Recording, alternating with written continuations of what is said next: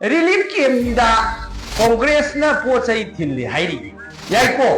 आदो मुसेन दोके मचिन से क्या थीरी नोय मोबा मदुदी नेशनल पार्टी ने बा खोसी बीजेपी जो नेशनल पार्टी नत्रो अखोय जो नेशनल पार्टी निको अदुगी इरांग सि कन न थोलकपदा राजीव गांधी फाउंडेशन कौबा अमना रिलीफ केम की मेटेरियल मैम पिरे पिरकपसिदा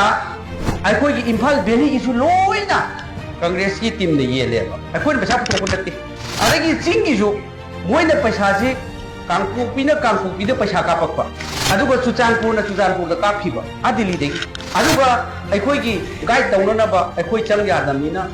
मुस्लिम कई खर चलगा येन बने रिलीफ नि मिगी अतोपा एजेंसी ने पिजरकपनी फाउंडेशन अमना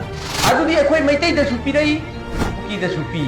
अखोय की पॉकेट दे खाइना पिरुब नति अदुसु अमुक लेरसेबा बिसोरजिन ना कुकी जिंगी लीडर सिंसिता पीरिब रिलीफना पीबदुना कई काइबा बिसोरजी की फोटो हम थागला इको अमु दे खबरदा बिसो ऑनरेबल मिनिस्टर सिनी बिसोरजी ना कुकी की लीडर सिंता रिलीफ ने थोखरे मिनिस्टर बिश्वजित लुचिंग टीम लांजेनरीब कुकी फुरुक की मीसिंग मतेंग पांखरे अदुना बीजेपी ने येन नतबरा अथाई सोशल मीडिया का खबर दा मिनिस्टर ना हारिदुना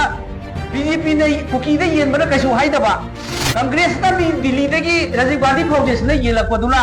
अखोय पैसा पुथोक चलजुना तब मोय दी मोय पॉकेट दे पुथो येलिनी रो कना खेने येदुदे